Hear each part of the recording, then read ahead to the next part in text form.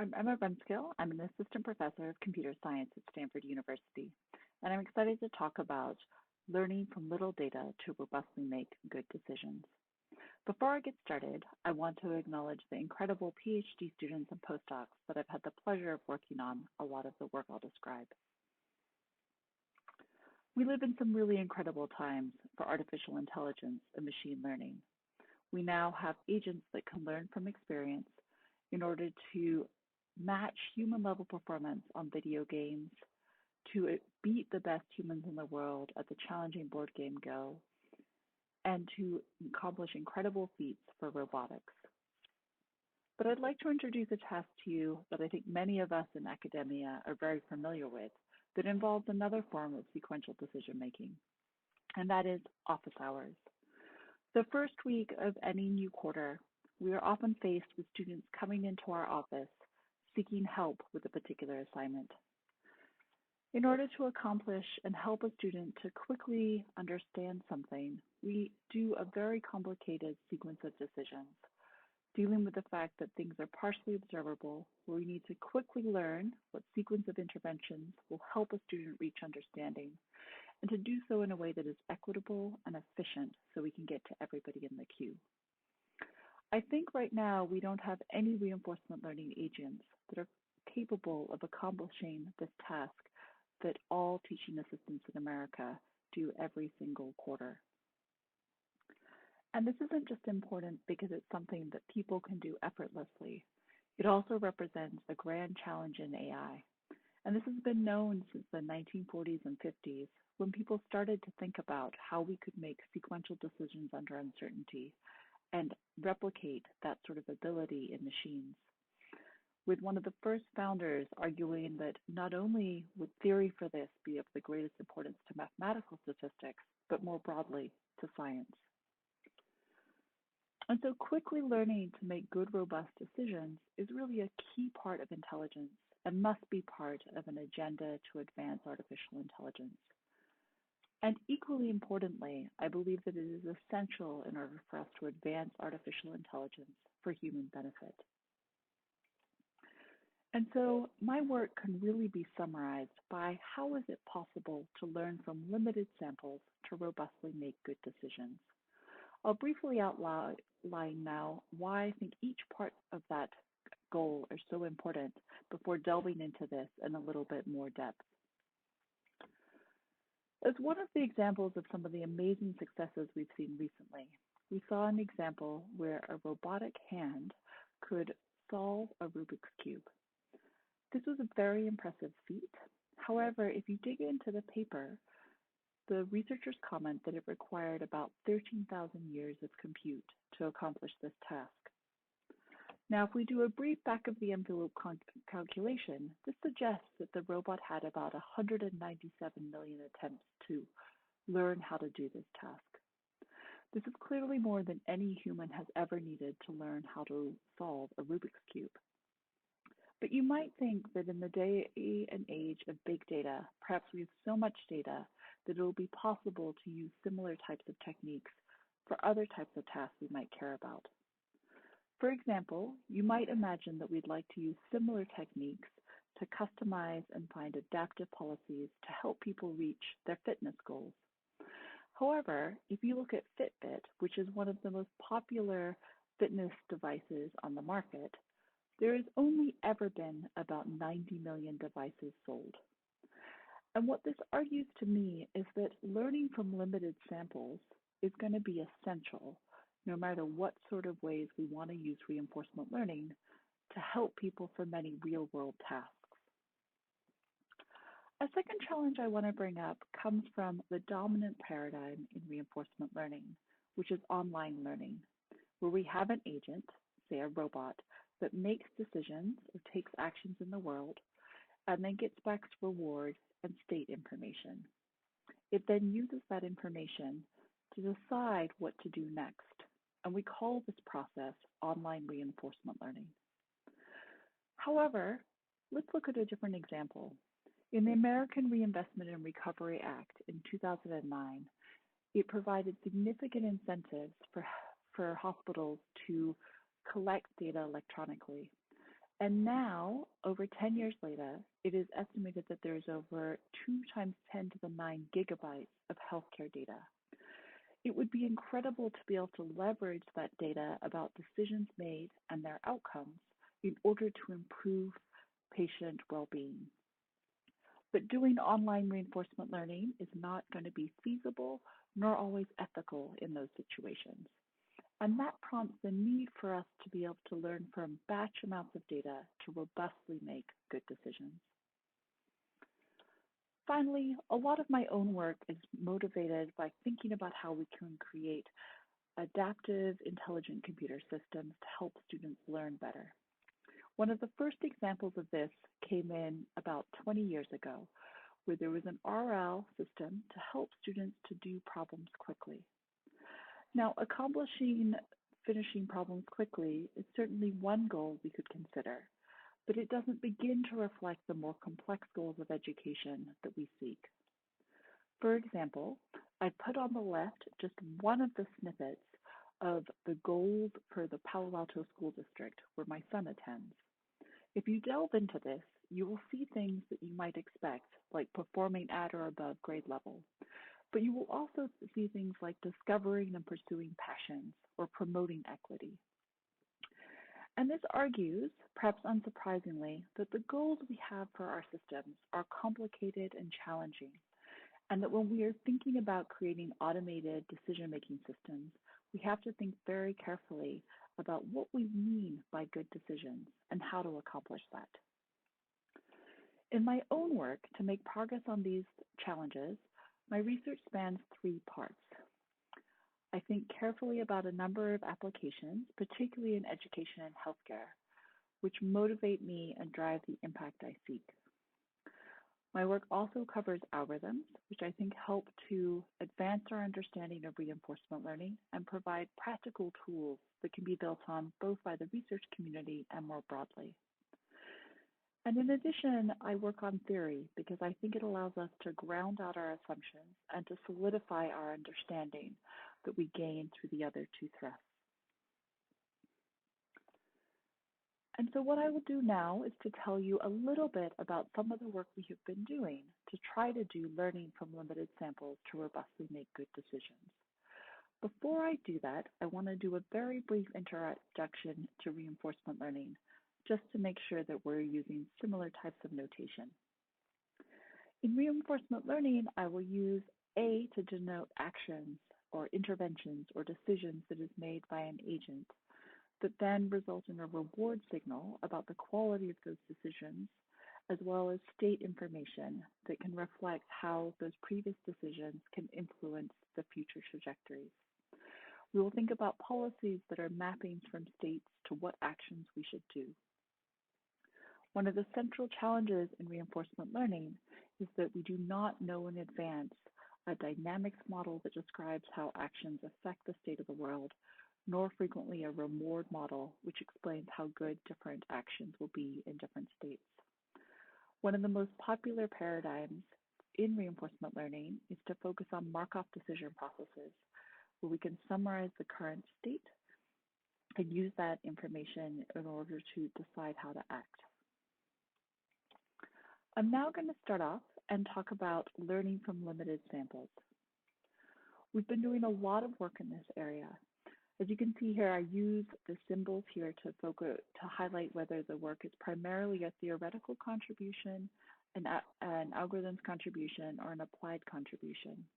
We've been thinking hard in these cases about how we can do reinforcement learning from few samples. And what I'll talk about today is some of our work in sample-efficient RL in tabular domains.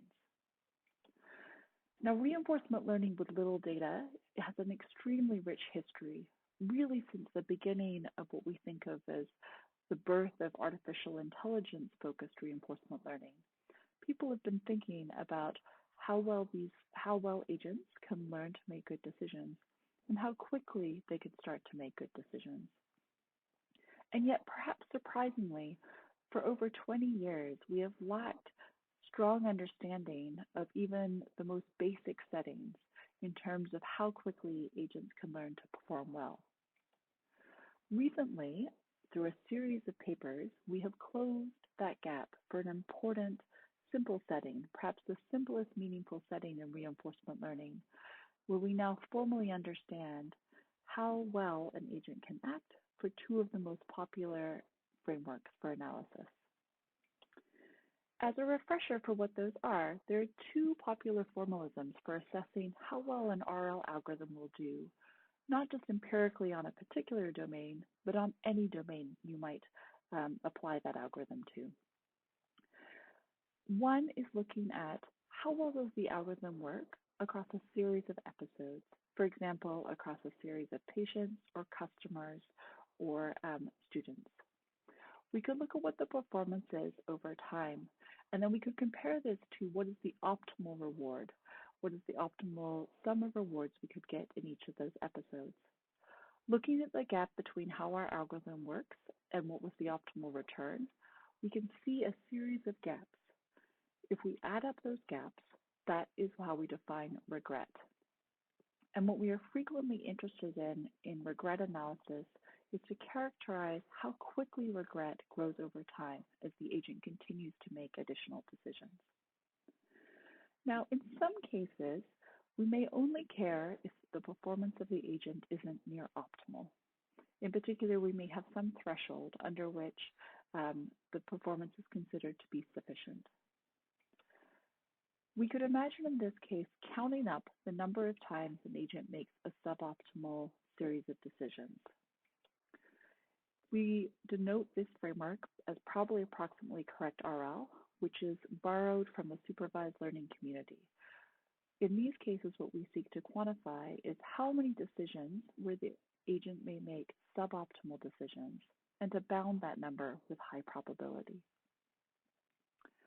Now, perhaps the simplest and yet still meaningful and practical setting where we could imagine trying to start getting theoretical results is episodic tabular MDPs.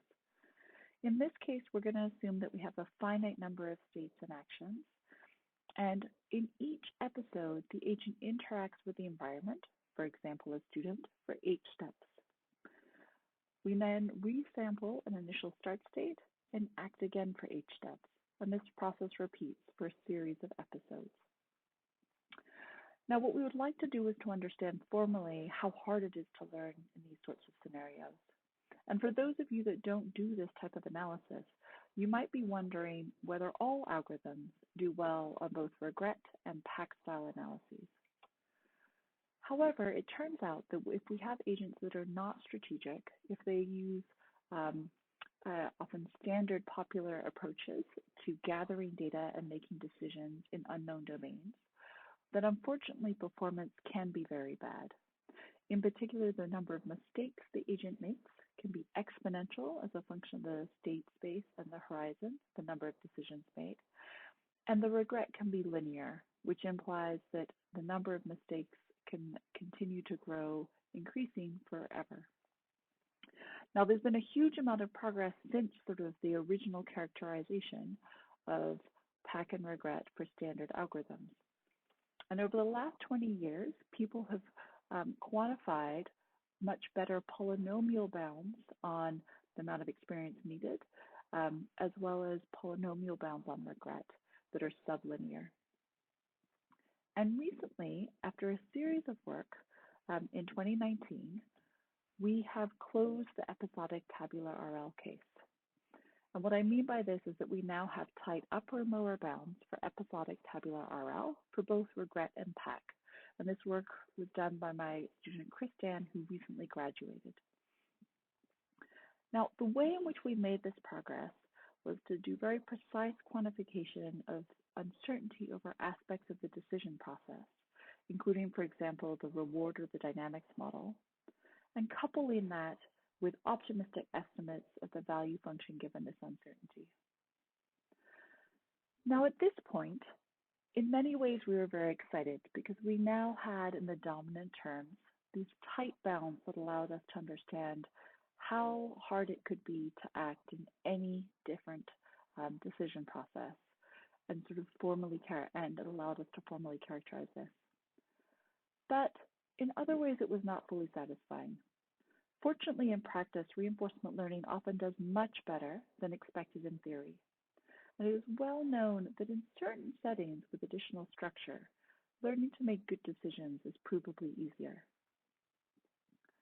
So together with my student Andrea Zanetti, we have introduced the first generic algorithm with instant dependent bounds for tabular episodic MDPs.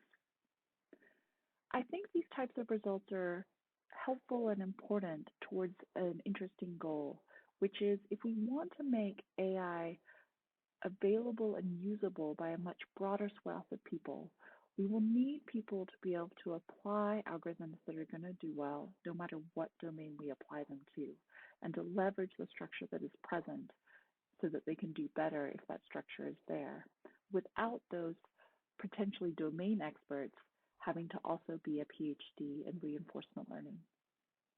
I want to spend a little bit of time on some of the technical details of how we accomplish this, because I think it highlights some of the insights that were needed to achieve the worst case results, as well as highlight some of what makes it hard to learn to make good decisions.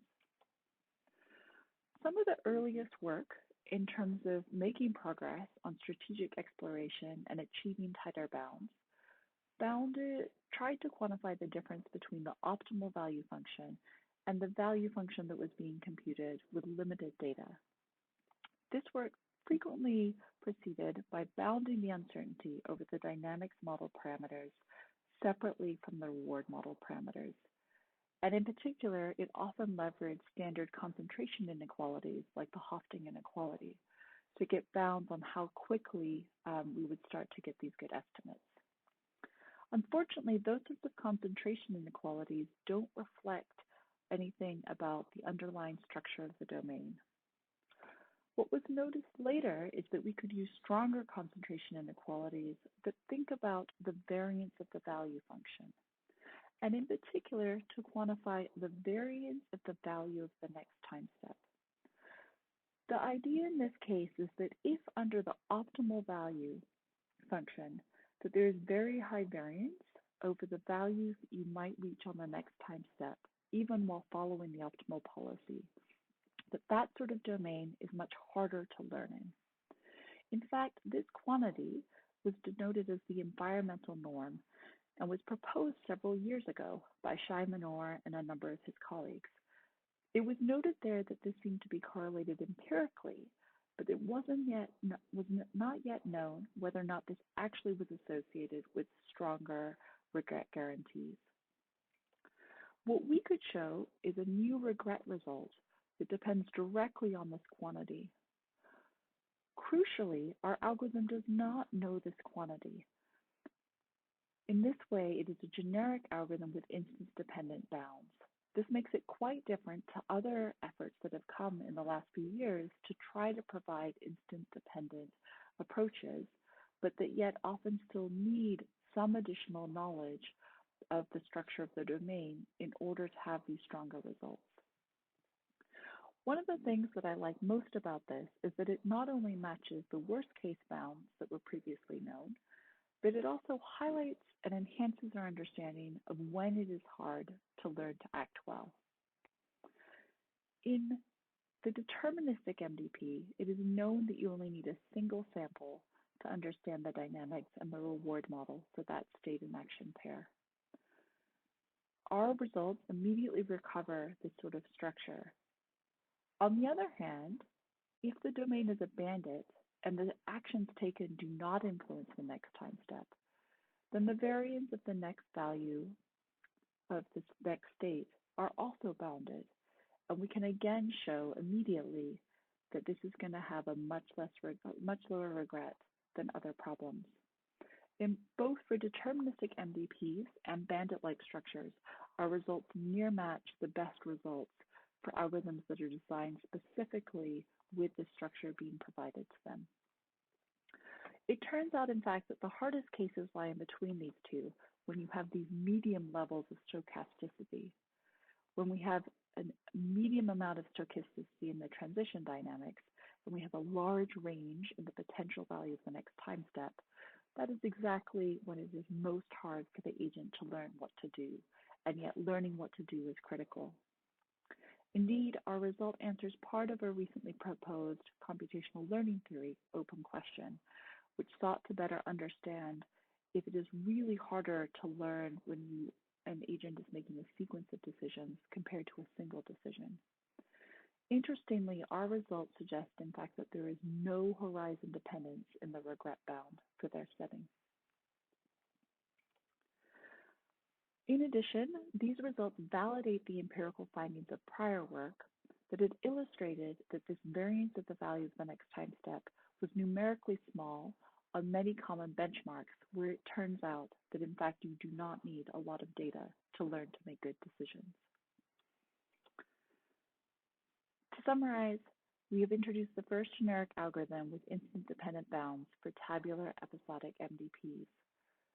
We're continuing to do a lot of work on this front, including thinking about open challenges in function approximation, as well as a significant investigation into how do we do sample-efficient learning for the lifelong learning and transfer learning setting. I don't have time to talk about that in this presentation, but I'd be more than happy to talk about that offline. The next thing that I want to talk about is how do we learn from limited samples to robustly make good decisions from previously collected data. One of the most common paradigms in reinforcement learning is off-policy reinforcement learning, where an agent uses data from one policy to learn about the performance of another policy. Indeed, Q-learning, which is probably the most popular RL algorithm, is inherently doing off-policy learning. But this inherently has a challenge because unlike supervised learning, in off-policy learning, by definition, we're thinking about learning about how good a policy is that would take different actions than the actions that are being taken by the current decision policy. In these sorts of domains, by definition, different actions are going to lead to different state distributions. And so we have explicit covariate shift that our algorithms must account for. Now, there's been an incredibly long line of work on off-policy reinforcement learning. In the tabular setting, this is very well understood, and under mild conditions, we can still have solutions that converge to the true solution. However, in large domains where function approximation is required, it is much more challenging, and there are well-known divergence results. To tackle these settings, most existing works assume Markovian structure. One of the challenges here is how to then design good objective functions to optimize for in these settings under the presence of these known divergence cases. The majority, though not all, of this work has therefore focused on a particular objective function on the projected Bellman error and focusing on convergence to that. This work is tended to focus on reducing computational cost. A limited amount of work has focused on balancing variance and variance, but again, they have picked this particular weighted projected objective. In other words, if we look at this figure from the classic textbook by Sutton and Bartow, most of the work has focused on how do we minimize this projected Bellman error. Unfortunately, here don't have time to get into the details of Bellman error, but the projected Bellman error has been focused on as an objective that can be optimized for and targeted. Now, in cases where we're doing off-policy reinforcement learning, but where it is cheap or easy to get additional data, such as robotics or robotic simulators or video games, these types of methods often work very well, and the computational concerns might be primary. But in my own work, I'm frequently interested in very different types of domains. In particular, I'm very interested in how we can use these types of approaches when we are limited strictly by the types of data that have already been collected and where the burden of proof to be able to deploy new things is very high. This is a common challenge in healthcare. It is also a common challenge in educational technology. The figure at the top is a screenshot of an educational technology tool by WarChild. WarChild is an organization that helps provide education to kids in conflict regions who often do not have access to high quality education. We've been collaborating with them to start to see how we can introduce artificial intelligence and reinforcement learning to help further personalize and enhance their system for student learning. In these types of settings, tablets are deployed and only updated at most every month. In these cases, online reinforcement learning is not practical, and we need to be able to have systems that work well with a fixed amount of data and where we have confidence in how well a new policy will work before we deploy it. I would argue that that means that we have to focus on a much less considered objective, which is the value error. Value error is exactly how different is our estimated value of a new decision policy compared to the true value. This has not been focused on as much historically because of likely of the types of domains that have been considered. But to use our types of methods for healthcare and education, I think it is critical. And we've been doing a lot of work in these settings. In these cases, we have been thinking particularly about policy evaluation and optimization. And I'm not sure why those things got moved, but nevertheless, pressing on. And what I want to tell you about is one of the works we've been doing in policy evaluation. So to be precise here, I'm thinking about the batch of policy reinforcement learning setting, where we have access to a fixed amount of data that's collected by a particular decision policy. Now, one approach you could imagine is to take this data and to use any method that can use off-policy data for a Markov decision process. This could be Q-learning, or this could be a wide variety of other methods, including model-based methods. Now, we considered this type of approach when I first got interested in this problem, together with some students and some colleagues at the University of Washington. One of the interesting things we observed is as we built better models, here on the x-axis is different models of student learning, which are slightly more complicated. And on the y-axis is cross-validated predictive accuracy. You can see here with more complicated models, we are improving the cross-validated predictive accuracy. Unfortunately, what we found here is if we then use those models, treated them as an MDP, and tried to solve for a good policy, that the resulting policy, if we were to actually deploy it, does not necessarily lead to better policies, even if the model fit is better. And the crucial issue for this is that there is bias due to model misspecification. The underlying system, in terms of the representation we use, is likely not to be Markovian. And this challenge will persist whether we use model-based methods or model-free methods that directly estimate a value function but assume a Markovian structure. Now, an alternative approach is to think about importance sampling. As a refresher, importance sampling is a beautiful idea from statistics that allows us to use data from one distribution to estimate expectations under a different distribution, subject to some mild assumptions. About 20 years ago, Joyna Prekop and a number of her other colleagues brought this idea over to reinforcement learning for policy evaluation, showing that you do not need to know the dynamics model in order to apply these ideas. These provide unbiased estimates of how good an alternative decision policy is. However, you might hope that you could use these type of methods to then make decisions about which policy to deploy in the future. Unfortunately, similar to making Markovian assumptions, we showed that you could not simply use importance sampling and rely on unbiased estimates in order to do good policy selection. This work was recognized with a best paper at UAI in 2017, where we highlight that it is not simply unbiasedness that matters, but also the variance of the estimators. Of course, this prompts a natural idea, which is to combine estimators with different strengths to try to balance bias and variance. In particular, we often have parametric estimators, or estimators that assume Markovian structure, along with Monte Carlo style estimators, or importance sampling estimators. And there's been a lot of prior work in both online and offline methods to balance bias and variance. Now, there's often encouraging empirical success in a number of these domains, but also some failures. and there's been little formal understanding of how we should combine between these types of estimates and what sort of performance we can expect when we do this. Statistics, again, I think can give us some really interesting insights for how to approach this and the different types of guarantees that can be achieved by doing this. In particular, from statistics, we have doubly robust estimators.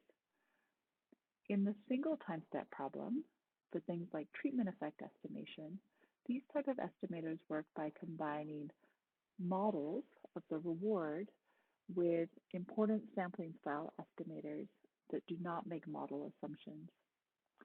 What doubly robust estimators show us is that if either we can use models that are consistent, or if we can estimate the choices made by the behavior policy consistently, then we can end up with estimators that are consistent asymptotically and often have very good properties in terms of their performance. These type of doubly robust estimators are very well studied for single time step decisions in areas like statistics, economics, and healthcare. And they've been brought over to machine learning by Miro Dudek and colleagues, and also to reinforcement learning by Zhang and Li. However, what we noticed together with my former postdoc Phil Thomas is that in many cases what we are most concerned about is accuracy. Accuracy is a combination of bias and variance. And what we want is to have estimators that are accurate, perhaps rather than being unbiased. And so what our insight was is that we want to directly try to trade off between bias and variance to increase data efficiency without sacrificing some basic assurances on the performance of the resulting estimator. In particular, in our ICML 2016 paper, we introduced two new types of policy evaluation estimators. The first is a weighted doubly robust estimator. Weighted importance sampling is a technique that's commonly used in importance sampling. It introduces a small amount of bias in return for significantly reduced variance. We showed that you could use a similar idea to combine this with a doubly robust estimator. It is a very simple change, and empirically it can give much better estimates. A more sophisticated approach is to try to directly minimize the mean squared error of our estimate of the performance of a new policy by balancing between a value-based Markovian estimate and an importance sampling estimator. To look at this, we thought about the fact that the mean squared error is a function of the bias and variance. In particular, in these sequential decision-making estimators, we can think about blending between a number of time steps where we estimate the reward using a biased model and time steps where we rely on importance sampling or our reweighted Markov chain returns, Monte Carlo returns. And what we have here in these cases is that we can think about using a one-step estimator or an n-step estimator, which have different trade-offs between variance and bias. We can consider a smooth spectrum of these, and then considering how we would weight each of these to try to ultimately minimize our mean squared error. We formulate this as a quadratic program where we directly look at what is the bias of weighing between these different types of n-step estimators and the variance. Now, and a natural immediate question is how we can compute the bias and variance estimates that we're going to use to optimize. For the covariance estimate, it turns out not to be so hard. We can use the sample covariance matrix of these different estimators to get a good estimate of what the variance term is.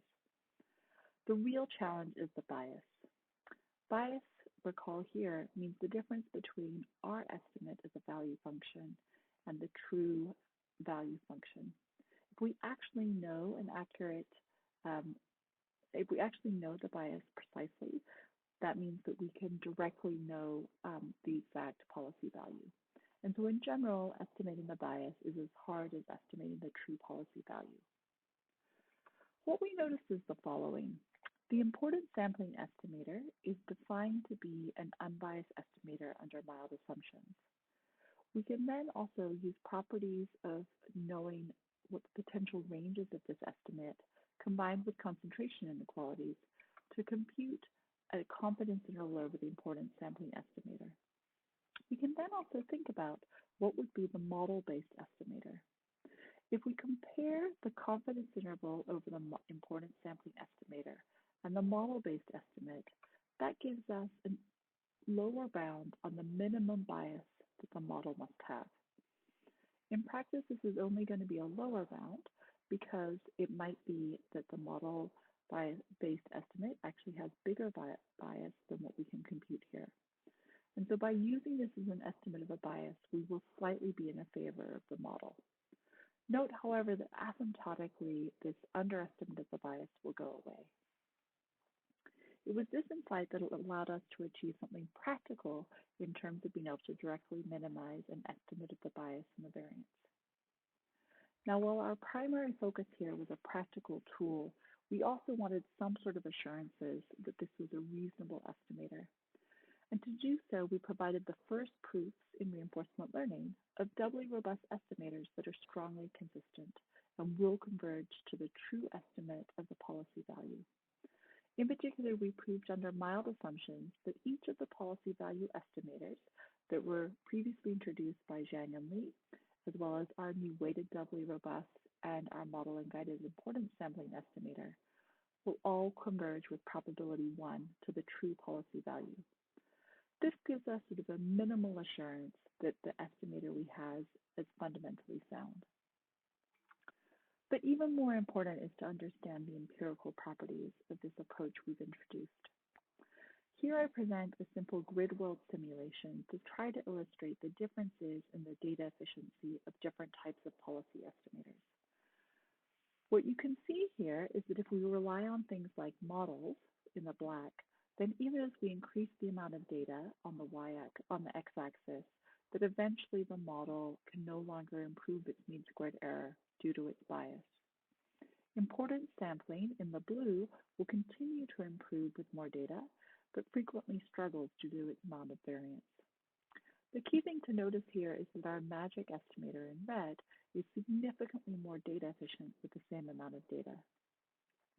In fact, I think to me a more informative way to look at this is to show that for the same amount of accuracy, we may require an order of magnitude less data than some of the other methods.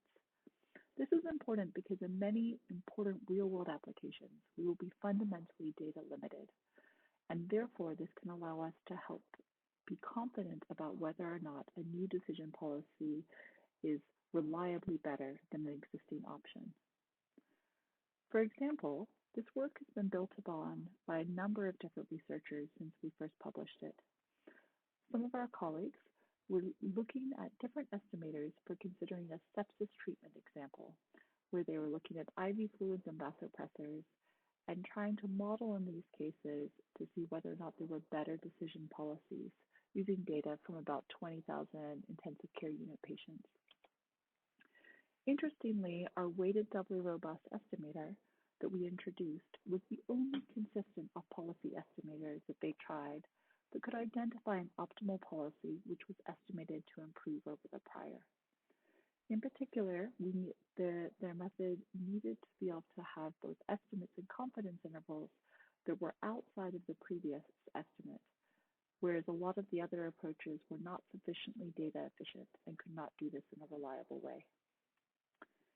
In addition, there's been a number of other follow-up works to these types of methods, but in a recent bake-off, it was shown that MAGIC still continues to have state-of-the-art performance in terms of its ability to provide accurate estimates of the policy value in a number of important settings. So this, I hope, highlights to you the importance of using better algorithms and better estimates in order to try to get better understanding of how good a policy will be before we deploy it. But another question that you might be wondering is whether really in these forms of data that we have access to, whether there's hope for us to be able to uncover better decision policies in this available data. And in particular, for those of you familiar with imitation learning, You might be wondering whether we will always be restricted to imitating the policies in the data versus improving over them. I'm quite optimistic about this based on my early work in this area. In particular, one of my first encounters with thinking about BatchRL came in a collaboration with colleagues at University of Washington, including my former student Travis Mandel. I co-advised with Zoran Popovic. Here we were looking at a fractions game called Refraction, which has been played by hundreds of thousands of learners. We had access to about 11,000 learners' trajectories with random actions in which they were going through different levels, and our hope was to find a decision policy that increased student persistence. The decision policies that we could compute were looking to condition on features of how the students were interacting with the levels in order to make decisions about which levels and which type of interventions to give next. We found that by doing batch reinforcement learning, we could find a policy that increased student persistence by over 30% compared to the existing expert performance. And that really highlighted to me that I think in many cases there is significant opportunity to leverage data, whether collected by randomized controlled trials or that has natural variability in order to do substantially better than what we do right now. I think this issue of robust batch reinforcement learning is incredibly interesting and important, and there's a huge number of open questions, including how we can eliminate standard assumptions that are often likely to be violated in some use cases, things like confounding and overlap. How do we provide bounds on feature performance? And how do we combine this with online reinforcement learning algorithms so that we can do strategic exploration and best use the data that we collect? The last thing that I want to talk about briefly is the final part of learning from limited samples to robustly make good decisions. In much of the work that we do, and that I have talked about so far, we think of there being a scalar reward, and we think of evaluating the performance of a policy by its empirical performance or by how well it does from a theoretical analysis. But in many real-world settings, there is no upper bound on performance, and there are very complex objectives we would like to tackle. In particular, I think that in many scenarios, what we are really interested in is trying to end up with good outcomes according to some complex objectives. And what that will mean is really a pipeline, not a single reinforcement learning system, but to articulate the complex objective, to auto-diagnose whether or not our system is incapable of yet achieving that performance, and then to design new forms of decision spaces to support good outcomes. We've been thinking a lot about all aspects of this pipeline, really motivated by different application areas that we're seeing in education and healthcare. What I want to talk about briefly now is some of the work that we've done in complex objectives before focusing on decision spaces. In particular, recently we had a paper in Science looking at preventing undesirable behavior of intelligent machines.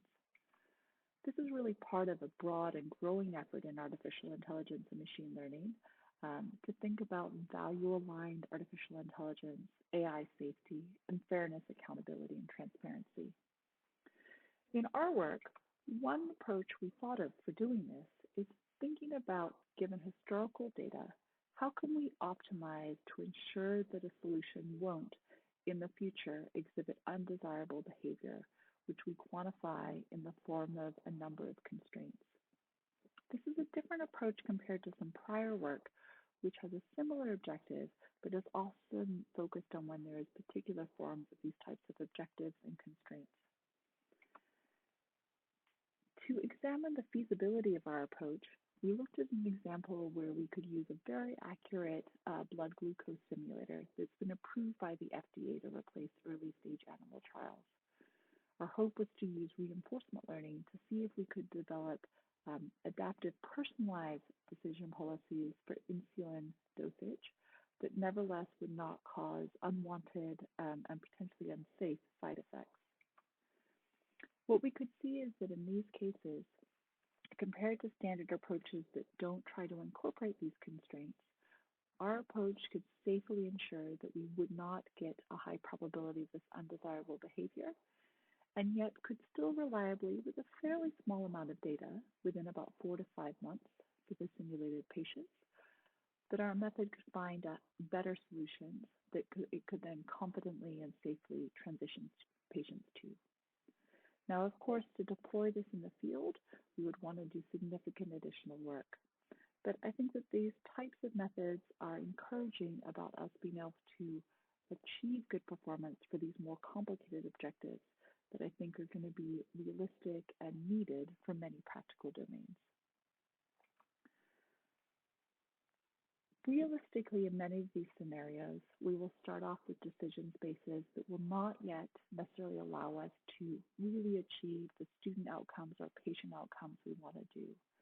And so what part of my focus has also been to directly work with colleagues in HCI and education to think about what forms of decision spaces do we need to support good outcomes. I'm going to give you one example of that here, and it's going to be for learning facts and definitions. Well, learning facts and definitions comes up everywhere. It comes up in learning a new language, it comes up in biology, anatomy, and it really is required for basic understanding in many fields. Now, there's a lot of different approaches to trying to learn facts and definitions, but the dominant paradigm is probably the flashcard. There are literally thousands of research articles about flashcards, and there's an enormous amount of research going back decades about how best to space practice of items with really encouraging impact of those results. That, together with technology, now makes it very easy to design highly optimized flashcard spacing algorithms to help people quickly and efficiently learn fact-based information. You might think because of all of that flashcards and fact learning is essentially solved, that with this huge depth of literature and practical tools, we do not need any further innovation. However, there's a challenge. Flashcards are typically used for optional learning, and flashcards are tedious. And if these are learning activities that people are doing outside of highly regimented environments, ultimately these learning tools have to be sufficiently engaging to enable people to actually learn. At the same time, we've seen an incredible rise of natural language processing advances and a huge amount of interest in chatbots. Based on this work, we were interested in exploring whether or not we could combine together this sort of fact and definition practice with a chatbot. This work is led by Sherry Ruan and is in collaboration with my HCI colleague, James Landay. The idea was to create a quiz bot that could be an engaging chatbot to help people learn fact-based materials. Our interest was in comparing how well this sort of interface could help people learn materials compared to a standard flashcard-based interface. In particular, we used a state-of-the-art algorithm for spacing and item selection.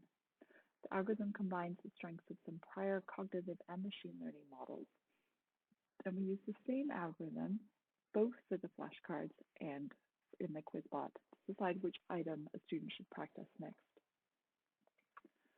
We designed an experiment which was going over a week. Students did an initial test and then practiced items with flashcards and with QuizBot. At the end of the week, they took another test on the items. And we were particularly interested in examining engagement in terms of how long students actually interacted with the flashcards and with QuizBot, as well as performance. Now, there was a small amount of required participation, but beyond that, it was all optional.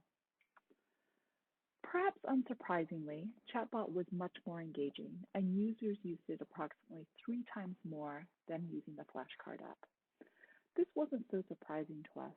The next thing was what we found really surprising.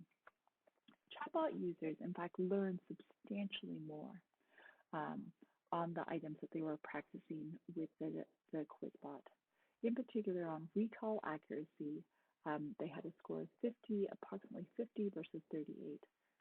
This yields an effect size of approximately 0.5, which is considered a medium effect size in a literature that is well dominated by small effect size for the majority of educational interventions.